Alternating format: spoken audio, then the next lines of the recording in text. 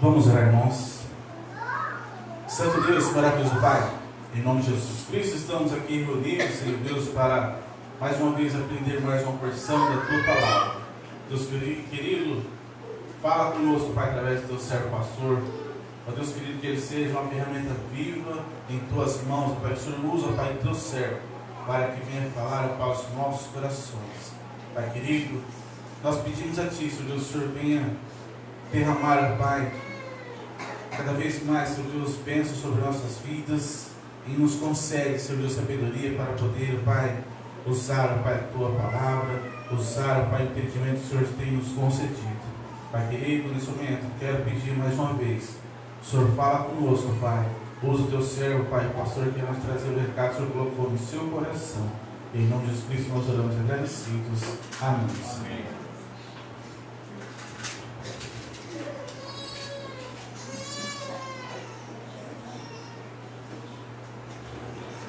Amém, irmãos? Convido cada um a abrir a sua Bíblia em Tiago, capítulo 4. Tiago 4.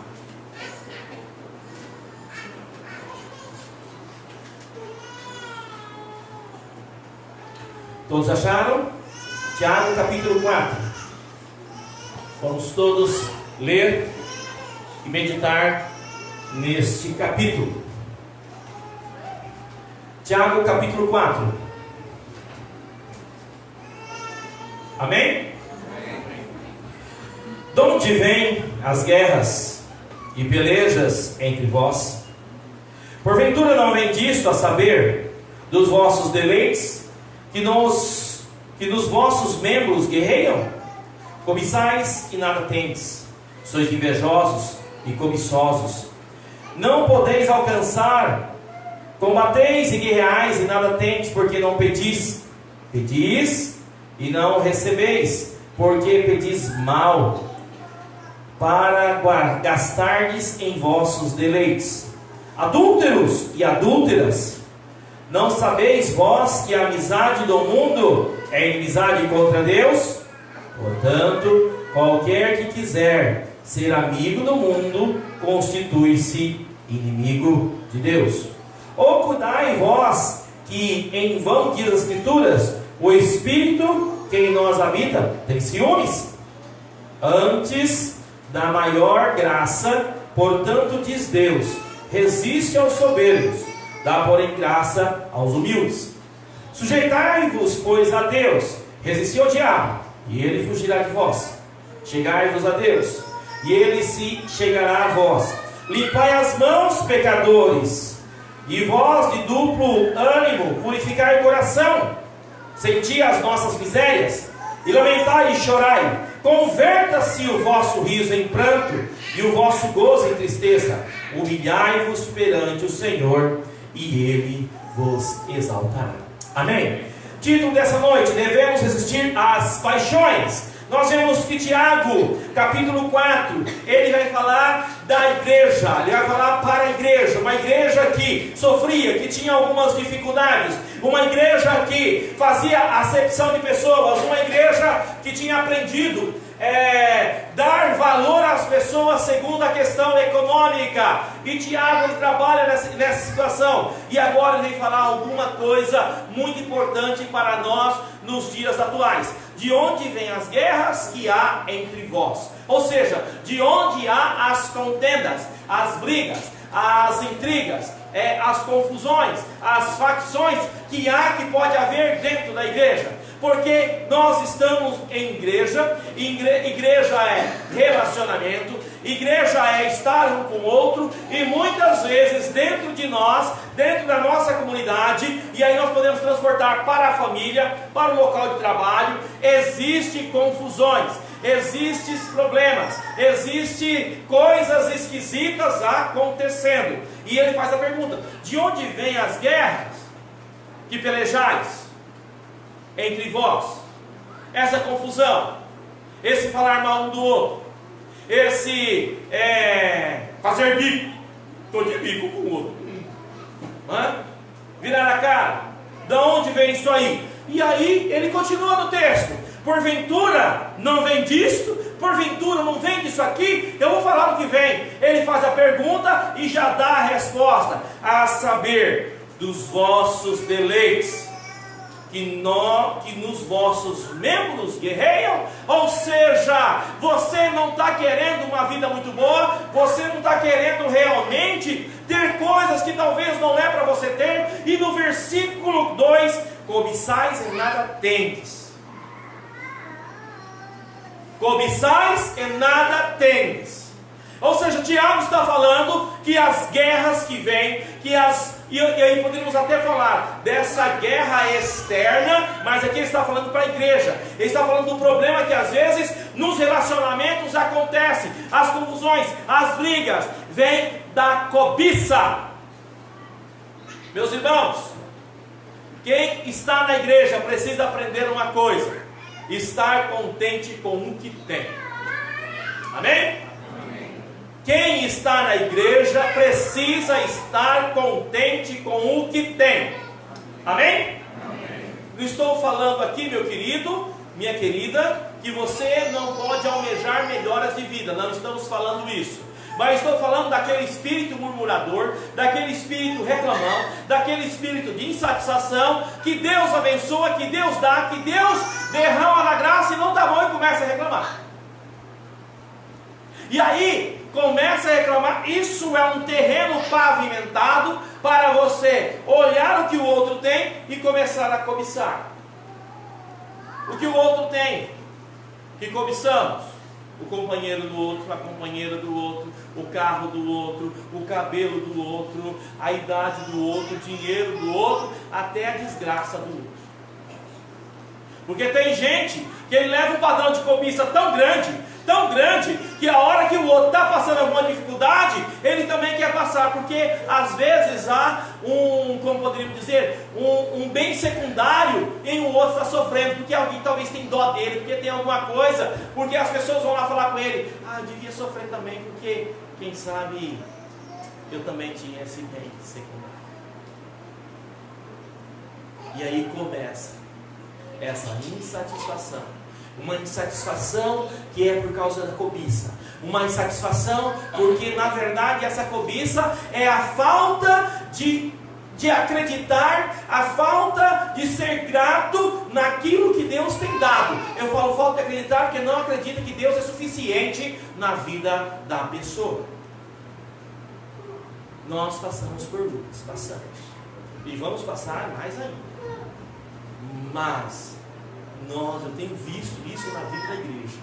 Nós temos sido ricamente abençoados pelo Senhor, e nós temos sido realmente repletos de uma carga de bênção que às vezes nós temos dificuldade em carregar. Amém? Amém. Então nós não devemos cobiçar. E o texto como é que continua? Cobiçais, e aí começa: cobiçais e nada tendes.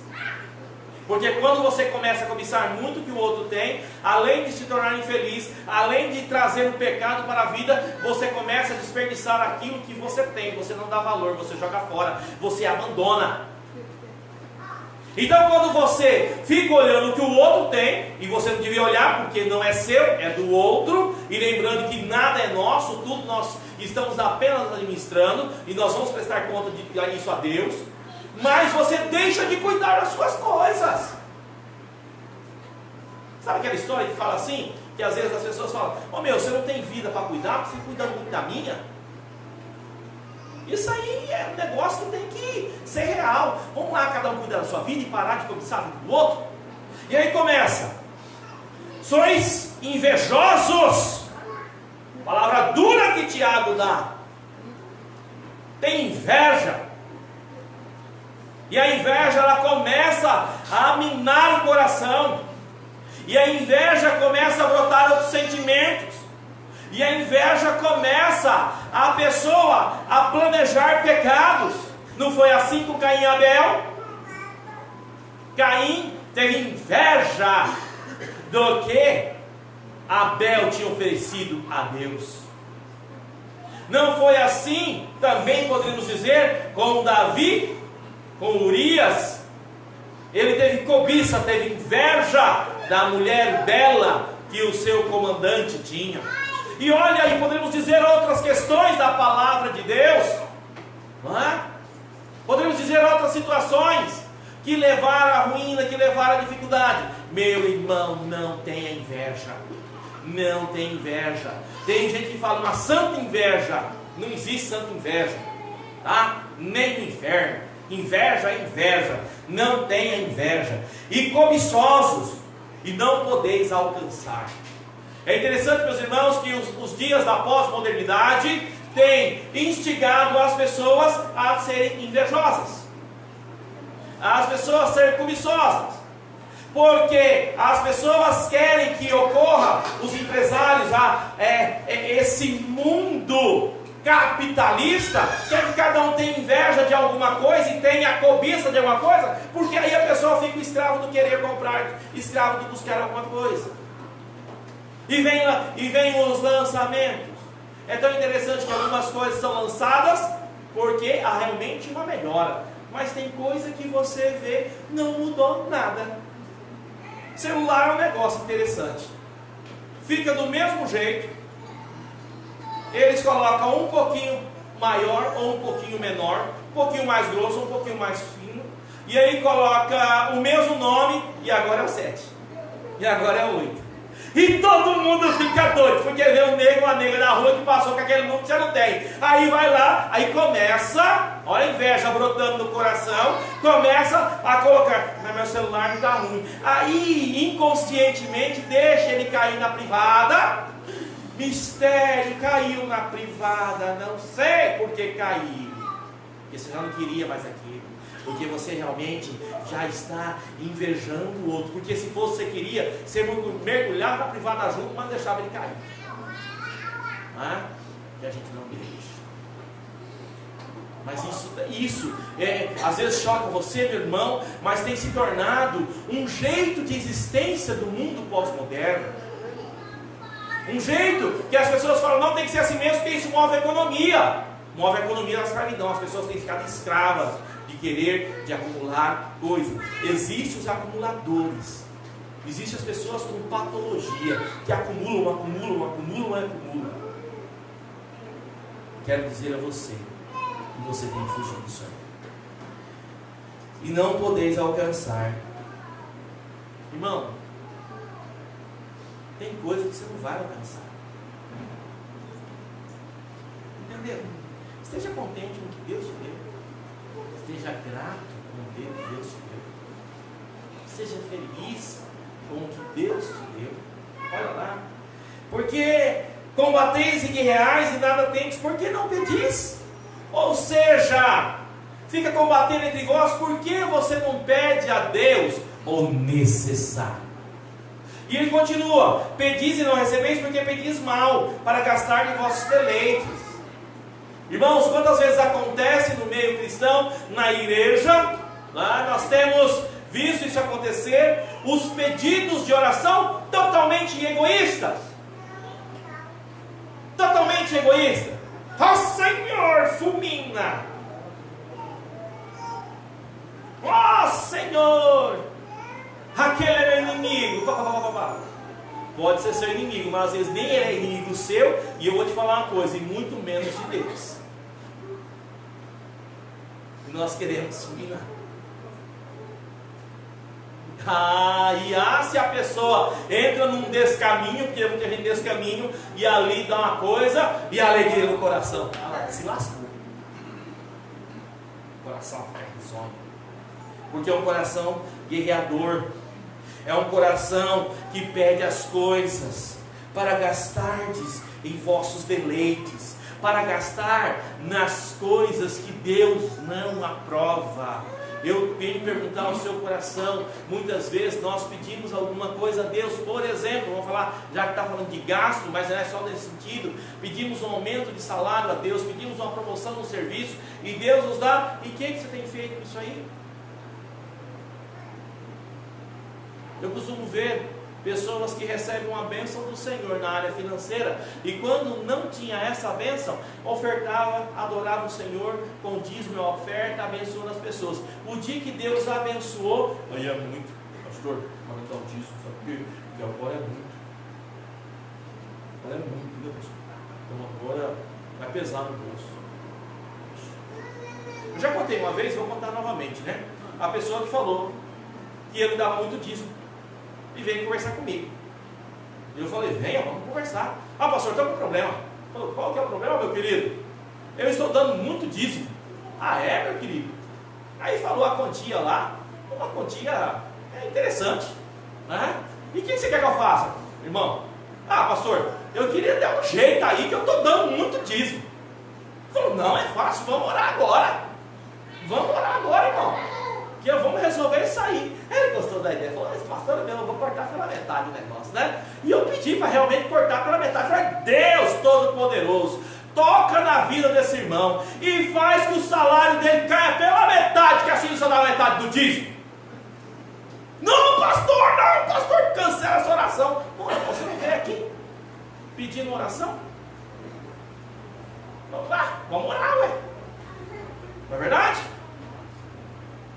É sério, meus irmãos. É sério. É sério. Às vezes nós pedimos ao Senhor que Deus nos dê saúde. E falamos para Deus, né? Senhor, me dá saúde porque eu vou fazer isso, fazer aquilo. Vai nada.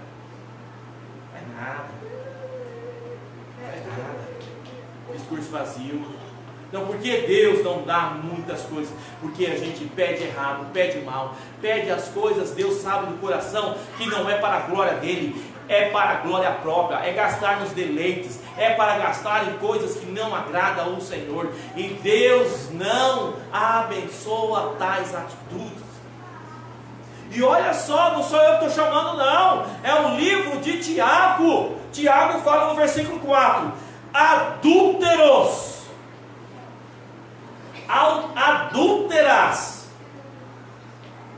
não sabeis vós que a amizade do mundo é inimizade contra Deus? Portanto, qualquer um que quiser ser amigo do mundo constitui-se inimigo de Deus. Deixa eu falar uma coisa para você, querido irmão. Muitas coisas mudaram no mundo e ainda vão continuar mudando. Todavia, nós cristãos, nós entendemos que nós cremos na palavra de Deus imutável. Amém? A palavra de Deus é imutável. Algumas das mudanças do mundo foram boas, outras nem tanto, e algumas muito ruins. Algumas mudanças que aconteceram no mundo são ambivalentes. A gente não sabe o que vai dar. Ou seja, deu uma coisa positiva, mas ao mesmo tempo vem a questão negativa. Vamos dar um exemplo de uma mudança ambivalente.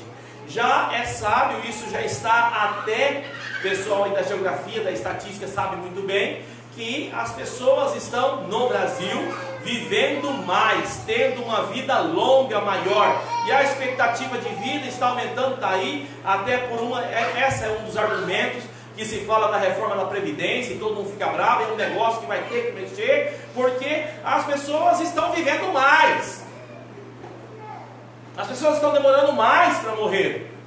Amém? Glória a Deus, aleluia. Amém. Amém? Que estão vivendo mais? Amém. Só que o que tem acontecido? Olha o efeito colateral. As pessoas estão sozinhas, as pessoas estão depressivas, as pessoas estão tristes, as pessoas não sabem o que faz, as pessoas estão perdidas. Ganhou uma vida, aumentou a condição de vida, mas perdeu a qualidade de vida. Pessoas com casas boas, com planos de saúde excelente, com carrão, com tudo mais, mas não tem uma alegria. Que às vezes lá no passado, aquele roceiro lá no meio do mato, matuto, sem saber nada, né? Tinha uma sensação de felicidade muito maior do que as pessoas têm hoje.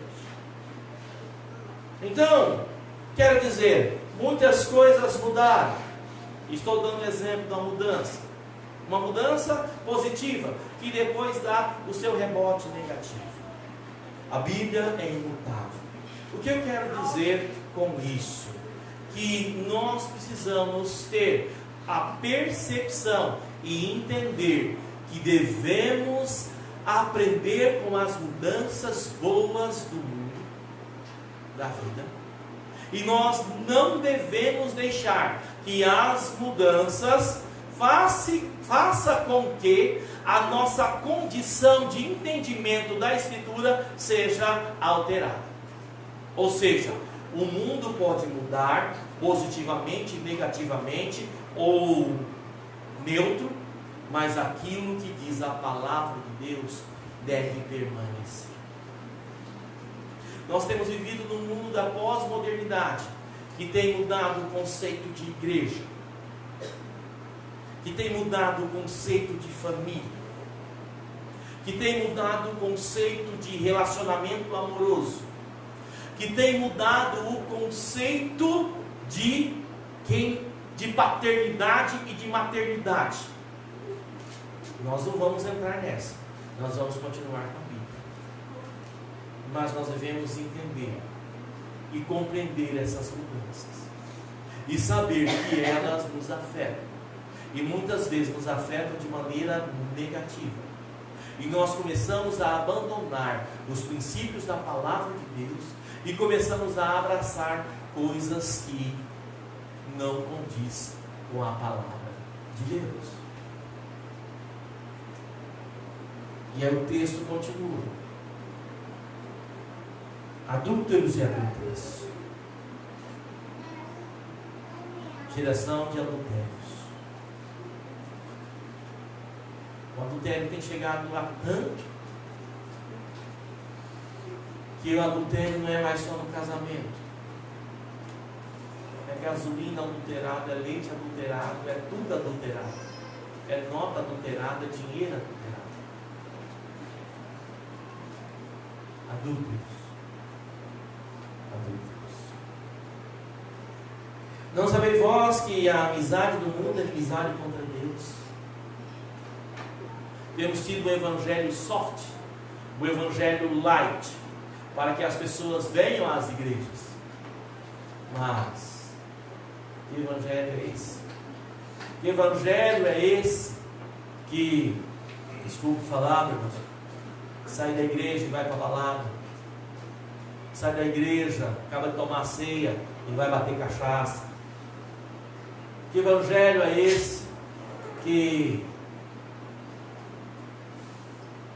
casamentos esquisitos, casamentos, né, com coisas estranhas ali acontecendo, com amantes, com coisas que não condizem com a palavra de Deus, casamentos construídos na mentira, filhos, né, desobedientes aos pais, e pais que não corrigem os filhos, porque tadinho do meu menino, tadinho da minha menina.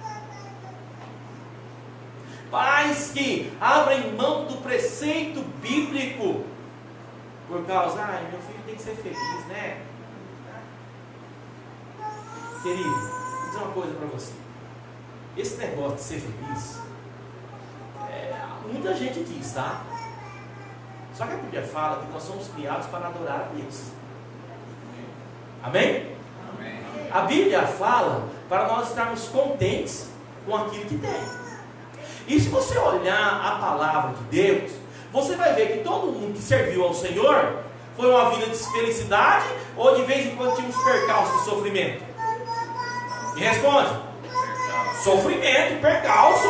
Olha a vida de Abraão, olha a vida de Paulo. Olha Paulo como que era feliz. 3 vezes recebeu açoite, 40 menos 1, foi picado de cobra, foi jogado no navio, o navio recebeu um naufrágio, uma hora queriam matar ele, teve que colocar no cesto, foi traído pelos seus amigos e pelos seus inimigos, né? Foi preso diante do tribunal romano. Quando ele ia para ser assim liberto, né, diante do governador, ele apelou para César, teve que ir para Roma, a coisa ficou mais preta para ele. Olha que vida, né? Que vida de felicidade.